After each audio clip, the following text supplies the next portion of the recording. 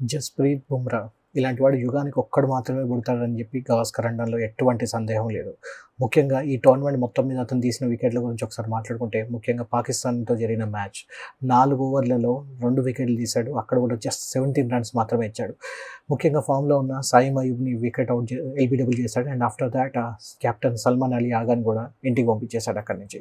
And after that ఇంకొక ముఖ్యమైన innings మనం మాట్లాడుకోవాల్సింది, సౌత్ ఆఫ్రికాతో మన మ్యాచ్ ఓడిపోయినప్పటికి కూడా 4 ఓవర్లలో 15 రన్లు మాత్రమే ఇచ్చాడు. అక్కడ కూడా 3 వికెట్స్ తీయడం జరిగింది.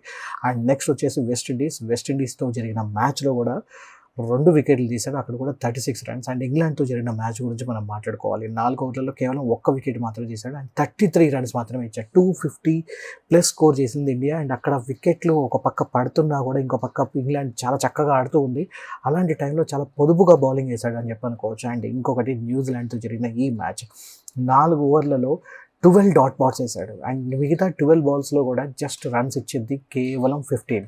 అండ్ అక్కడ 4 వికెట్లను తీశాడు. అందుకోసమే ఈ T20 వరల్డ్ కప్ టోర్నమెంట్ మొత్తం మీద అతని economy just 6.21. And the best వచ్చేసి న్యూజిలాండ్తో జరిగిన ఈ match 4 out of just 15 runs.